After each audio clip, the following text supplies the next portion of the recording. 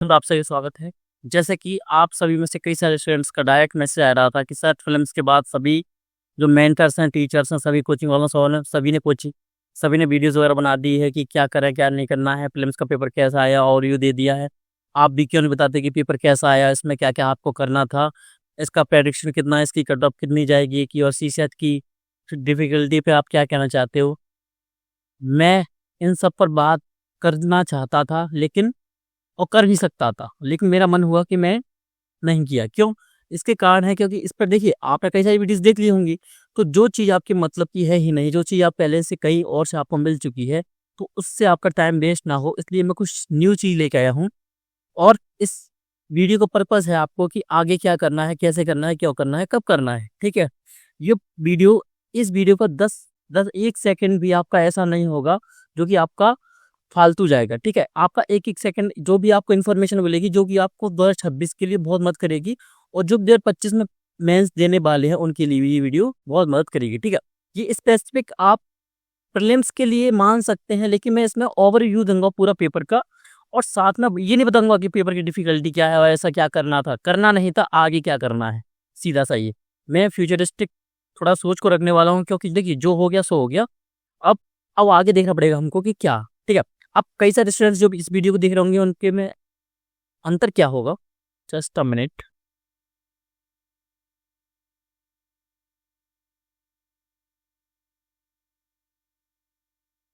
ठीक है?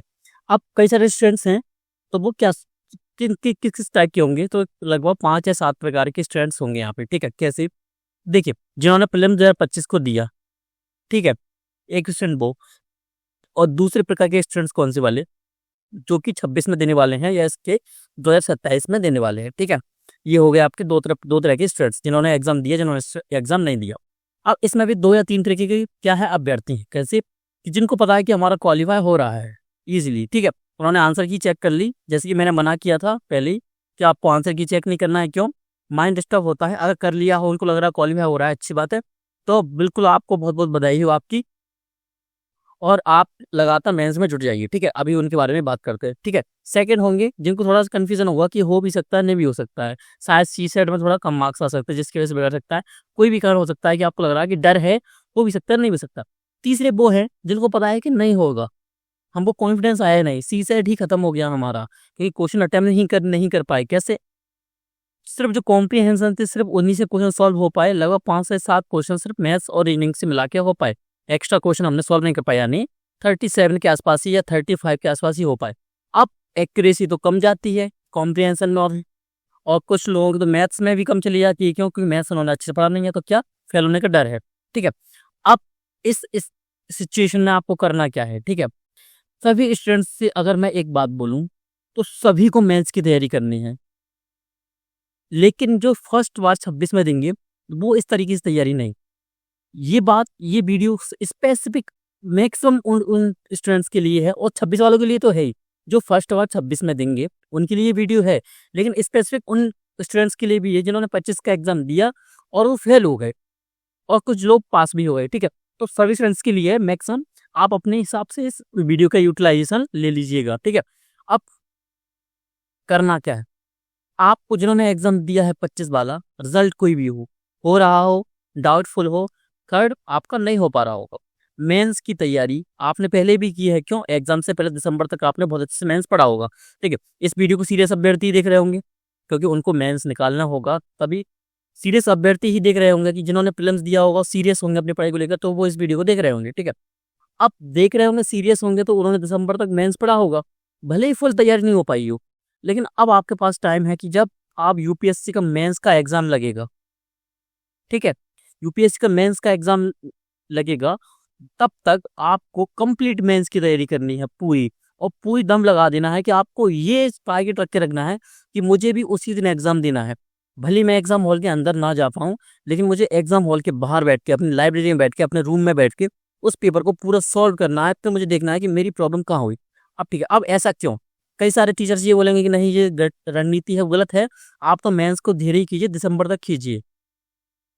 Personal experience और कई सारे लगभग 50-50 प्लस मेंटर्स और स्टूडेंट्स से मैंने एक्सपीरियंस लिया है, उन्होंने उन्होंने यही बताया कि अगर हम टारगेट पढ़ाई करेंगे तो हमारा सिलेबस है वो जल्दी हो जाएगा। जैसे कि पार्किंसन लॉ क्या था, पार्किंसन लॉ के बारे में वीडियो बना चुका था फिल्म से पहले, तो आप उसको देख सकते हैं। ठीक है, बस जरूरत नहीं है, सिर्फ ये समझ जाइए कि अगर टारगेट पढ़ाई करते हैं तो हम जल्दी पढ़ाई हो जाती है। ठीक है, अब वो अभ्यर्थी का मेंस निकल रहा है, सॉरी प्रीलिम्स निकल रहा है और मेंस देना है, तो उनको तो अभी बिल्कुल टाइम ही नहीं है आराम करने का। 3 दिन का आपने आराम कर लिया बहुत है।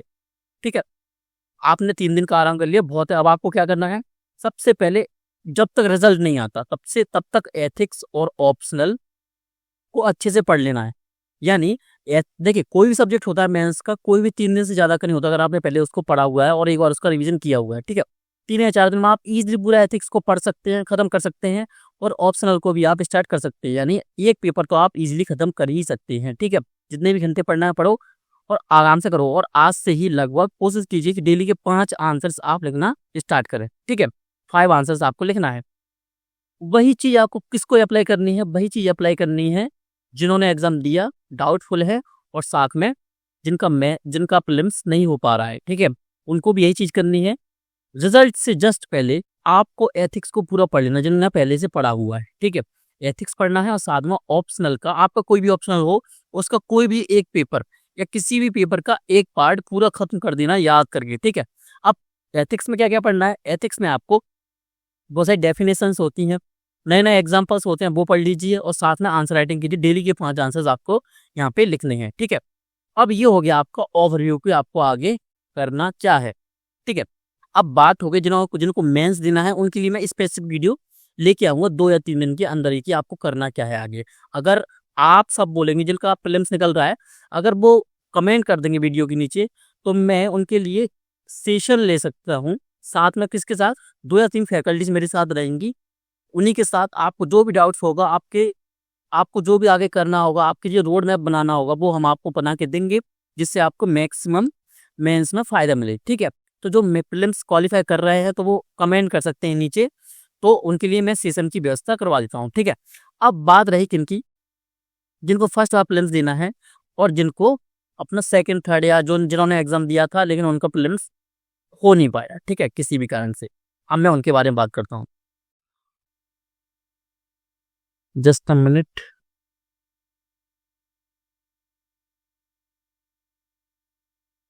ठीक है, अब आपके मन में एक सवाल आया हो गया कि ये क्या है, सही बात है ना, कि ये आपको मैंने ये कुछ बताया है, ये है क्या। तो सब मैक्सिमम स्टूडेंट पहचान गए होंगे ये है क्या, शेयर मार्केट का क्या है, एक ग्राफ है। ठीक है, हमको क्यों बता रहे हो सर, बताना जरूरी है, क्यों, एग्जाम्पल देना है आपको। एग्जाम्पल क्या देना है, देखिए अब आपको प्रीलिम्स दोबारा देना है, कब, 2026 में। अब मैं सिर्फ स्पेसिफिक उनके लिए बात कर रहा हूँ जिनका प्रीलिम्स ना निकल पाया हो, या जो फर्स्ट बार 2026 में देंगे, या कोई सेकंड बार देगा या थर्ड बार देगा, या उसका पेपर। ठीक है, 26 में जो एग्जाम देने वाले प्रीलिम्स का। अब ये मैंने उनको क्यों बताया, इसका कारण ये है कि अगर हम शेयर मार्केट में अगर एंटर करते हैं और हमको पता होता है कि शेयर मार्केट में हमको इन्वेस्टमेंट करना है, तो हम किस बेसिस पे करते हैं, हमेशा हम करते हैं। तो आप सभी का एक ही सवाल होगा कि सर हम उस कंपनी के शेयर का अप डाउन जरूर देखते हैं कि शेयर अप ऊपर जा रहा है या नहीं जा रहा। ऐसा तो नहीं है कि इस कंपनी का शेयर लगभग 1 या 2 साल से नीचे जा रहा हो और जाता ही जा रहा हो, या कोई कंपनी ऐसी हो जिसका शेयर ऊपर बढ़ रहा हो। तो ऐसी कंपनी में हम शेयर में इन्वेस्टमेंट करने में हम क्या करते हैं, इंटरेस्ट अपना दिखाते हैं। ठीक है, तो सर इससे हमारा क्या मतलब है, इससे मतलब ये है कि शेयर मार्केट और यूपीएससी का खेल इस चीज़ में एक जैसा है कि अगर आपको एग्जाम की तैयारी करनी है तो आपको लास्ट का जो टिकेट है पूरा 3 या 4 साल का, वो आपको देखना पड़ेगा कि उसका ट्रेंड किस ओर जा रहा है। जैसे कि आपने देखा होगा ये ट्रेंड आपका 22 से चेंज होता है थोड़ा, 21-22 से। ठीक है, अब वो पेपर का पूरा क्या, पूरा फॉर्म ही चेंज हो गया। फॉर्म कैसे, क्वेश्चन पूछने की जो प्रवृत्ति है, उनकी नेचर है, वो भी चेंज हो गया है। और उस प्रवृत्ति को समझना कैसे है और क्वेश्चन पूछ कहाँ से रहा है। ठीक है, अब एग्जाम से पहले मैंने ये वीडियो आपके लिए अपलोड की थी और कई सारी वीडियोस अपलोड की थी, मैंने सब्जेक्ट वाइज की थी। अब आपको ये पता होना चाहिए कि क्या आप इस प्लेटफॉर्म पर आए हैं वीडियो देखने के लिए, क्या ये इतना इम्पोर्टेंट है, क्या ये आपको सही मार्गदर्शन दे सकता है। तो सबसे अच्छा तरीका है मार्गदर्शन चेक करने का कि हमने इस मेंटर को देखा है और क्या ये सही मेंटर कर पाएगा हमारे 2026 के लिए। तो उसका सबसे अच्छा तरीका होता है उसका बैकग्राउंड देखना और खुद यूपीएससी का बैकग्राउंड देखना। ठीक है, अब मैंने हिस्ट्री के लिए तो ये वीडियो बता दिया आपको, मैंने पॉलिटी के लिए भी बताई थी आपको, इकोनॉमी के लिए, एनवायरनमेंट के लिए, ज्योग्राफी के लिए, साइंस एंड टेक के लिए, क्या वो काम आया?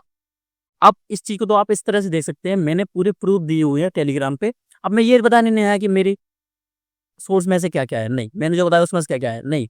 आपको सिर्फ इतना बताना है कि आप जिस जगह हो सही जगह हो, ठीक है। तो हिस्ट्री बताई, क्या उससे क्वेश्चन आए? पॉलिटी बताई, क्या उससे क्वेश्चन आए? मैंने जो जो चीज आपको बताई, क्या उसका फायदा हुआ? तो इसका आप क्या खुद मूल्यांकन कीजिए कैसे। हमारी प्रीवियस वीडियो जो प्रीलिम्स के लिए थी स्पेसिफिक, उनकी देखिए। मैंने लास्ट 15 डेज नाम से एक पीडीएफ आपसे क्या किया था, शेयर किया था। 40 से 50 क्वेश्चन उन्हीं टॉपिक्स में से आए। सिर्फ आपको 10 से 15 टॉपिक्स बताए थे मैंने, 15 से 20 टॉपिक्स, ठीक है। अब आप ये बोलेंगे सर 15-20 टॉपिक तो बहुत ज्यादा होते हैं। यूपीएससी टफेस्ट एग्जाम माना जाता है इंडिया का, और उसका एक प्रथम जो पेपर है, जो प्रीलिम्स होता है, वो सबसे टफ माना जाता है कि प्रीलिम्स ही निकल रहा है हिंदी मीडियम में। तो उसकी भी अगर मैं 15 टॉपिक्स आपको बता रहा हूँ, उनमें से क्वेश्चन आ रहे हैं मैक्सिमम, कितने आ रहे हैं कि आप क्वालिफाई कर जाओगे इजीली, तो अच्छी बात है ना ये वाली तो। और सेकंड बात ये कि अगर ये कुछ ऐसा नहीं है कि मैं बहुत ज़्यादा एक्सपर्ट हूँ तो मैंने आपको बता दी, नहीं। इसको हमने को 2 या 3 चीज़ों पर बेसिक करना पड़ता है। क्या? एक ट्रेंड देखना पड़ता है, एक पीवाईक्यू देखना पड़ता है कि क्वेश्चन कहाँ से पूछे जा रहे हैं, एक उसका करंट देखना पड़ता है, ठीक है। और ये 2 या 3 चीज़ें देखनी पड़ती हैं। नए स्टूडेंट्स होंगे तो वो जानते तो होंगे इस चीज़ को, लेकिन अप्लाई करना टाइम टेकिंग प्रोसेस होती है। तो उस टाइम टेकिंग प्रोसेस को हम करके दे देते हैं, जिससे क्या आपके लिए ईज़ी हो जाता है। तो ठीक है, अब उस पीडीएफ को आप देखना चाहें ना, तो 15 टॉपिक बताए थे मैंने आपको, उसमें से बताया तो मैंने इसमें से क्या था, बुद्धिज्म और जैनिज्म बताया था आपको, ठीक है। लेकिन उससे क्वेश्चन नहीं आए। तो ऐसा नहीं है कि सभी टॉपिक से क्वेश्चन आए, लेकिन मैक्सिमम 30 से 40 क्वेश्चन उन टॉपिक से आए। अब जैसे कि आधुनिक भारत में मैंने भारतीय राष्ट्रीय आंदोलन बताया, मैंने ये नहीं बताया कि यूरोपियों का आगमन। लेकिन क्वेश्चन एक आ गया वहां से, क्या कि यूरोपीय अपने साथ साथ कौन कौन से फल लाए थे, जो कि नॉलेज बेस्ड तो था ही, लॉजिकल बेस्ड था कि ठीक है लाए ही होंगे, ठीक है। लेकिन मैंने बताया कि आपको भारतीय राष्ट्रीय आंदोलन, क्या उससे क्वेश्चन आए? असहयोग आंदोलन से आया क्वेश्चन, एक या दो क्वेश्चन वहां से आ गए। गांधी जी से क्वेश्चन आए, आत्मसम्मान आंदोलन से क्वेश्चन आया, ठीक है। अब ये चीज आ गई तो आपको क्या देखना पड़ेगा, पूरा ग्राफ देखना पड़ेगा पीछे का, यानी बैकग्राउंड देखना पड़ेगा यूपीएससी का भी और हमारा भी, कि जो चीज हमने बताई क्या वो आई, ठीक है। अब सामने चलते हैं, ये क्वेश्चन क्यों आया, जलवायु परिवर्तन विषय पेरिस समझौता, ये इसलिए आया क्योंकि 2019 में पूछा गया है पेरिस समझौता, सिंपल सी बात। और जो पीवाईक्यू पूछा जा चुका है वो आपके लिए क्या होता है, वो 5 स्टार वाला इंपोर्टेंट होता है, ठीक है। तो इंपोर्टेंस आप आज समझ जाओगे पीवाईक्यू कितनी इंपोर्टेंस है। ये क्वेश्चन आपको दिख रहा है 4th नंबर पे, ये 27 नंबर पे दिख रहा है आपको, ये 2024 का क्वेश्चन है, सॉरी ये 2024 का क्वेश्चन है, ये 2025 का क्वेश्चन है, ठीक है। जनवरी माह में समतापी रेखा मानचित्रों आइसोथर्मल मैप्स, जनवरी में उत्तरी गोलार्ध में समताप रेखाएं, क्या आपको ये एक कैसे नहीं लग रहे हैं देखने में? क्या नहीं लग रहा है आपको एक जैसे देखने में? ठीक है, तो आप यहाँ पे देखिए, लगी रहे ना आपको एक जैसे दिखने में, तो डायरेक्ट क्वेश्चन आपको यहाँ पे लिंक दिख रहा होगा। नेक्स्ट चलिए, अब मैं 1 मिनट बता देता हूँ आपको। कार्बन प्रच्छादन वृद्धि, इसके बारे में यूपीएससी पीवाईक्यू में पूछा जा चुका है इन्वायरमेंट में, आप खुद देखिए चेक करके पेपर में, ठीक है। इस किसका ईंधन दहन के बारे में कई सारा क्वेश्चन पूछा जा चुका है। मैंने किसके बारे में बताया था आपको, जैव ईंधन के बारे में बताया था कि जैव ईंधन से भी कई सारा क्वेश्चन पूछा गया है, क्या इसमें मक्का का प्रयोग किया जा सकता है, ठीक है। और वो क्वेश्चन भी यहाँ पे आया है, ठीक है। और ये तो इजीली था, आपका लॉजिकल भी था कि एशिया प्रशांत क्षेत्र है, ठीक है।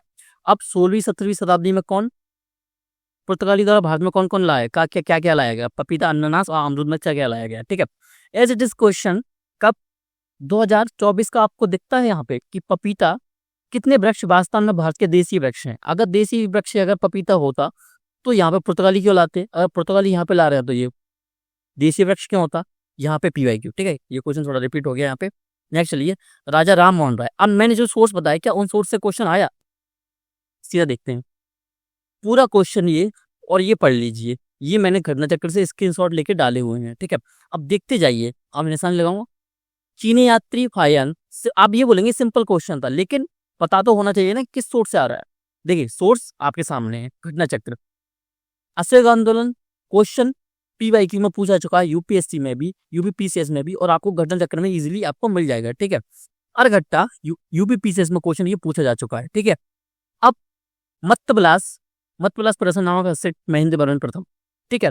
ये हो गया आपका, किसने, राजेंद्र प्रथम। कहाँ लिखा है, ये आपके सामने लिखा हुआ है, ठीक है। ये जस्ट 1 दिन पहले या 2 दिन पहले मैं क्या पेपर से पहले इसको हाईलाइट कर रहा था, क्यों, आप सभी के लिए, कि अगर कुछ एक्स्ट्रा मिलेगा आपको तो मैं आपके साथ शेयर कर दूंगा, ठीक है। और वहीं से ये क्वेश्चन आ गया। अब मोहनजोदड़ो, सामने लिखा है नर्तकी की कांस्य मूर्ति अत्यंत प्रसिद्ध हुई, ठीक है। अब अशोक के अभिलेखों से ज्ञात होता है कि प्रादेशिक रज्जुक युक्त किस स्तर पर महत्वपूर्ण अधिकारी थे, का क्या लिखा है, रज्जुकों की स्थिति आधुनिक जिलाधिकारी जैसे होती थी, यानी जिला स्तरीय प्रशासन।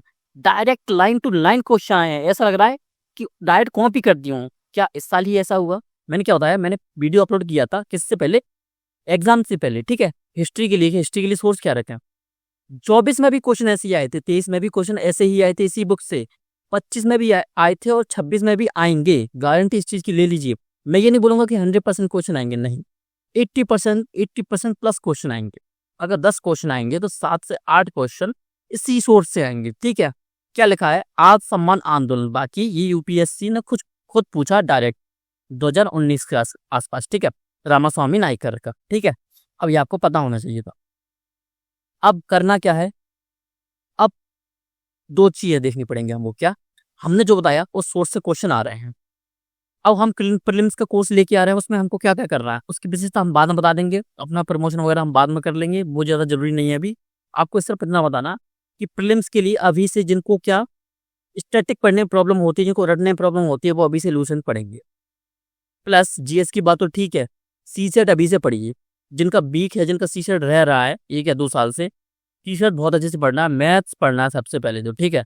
कॉम्प्रिहेंशन मैं करवा ही दूंगा, इस साल भी करवाया था, इस साल भी करवाऊंगा 26 के लिए, और मैक्सिमम निकलवाऊंगा, ठीक है। कई सारे 2 या 3 स्टूडेंट्स को मेरे पास मैसेज आया कि सर कॉम्प्रिहेंशन में तो प्रॉब्लम नहीं आई, कुछ कॉम्प्रिहेंशन टफ थे, लेकिन हमने एलिमिनेट करने की कोशिश की। तो ऐसा नहीं कि सभी सही हो गए, नहीं, 1-2 तो गलत होते ही हैं। अगर मैं भी एग्जाम देता लाइव तो मेरे भी होते, ठीक है। लेकिन मैथ्स और रीजनिंग प्रॉब्लम हो गई, क्यों, कि थोड़ा सा 23 वाला उसने क्या टच दे दिया अपना, ठीक है।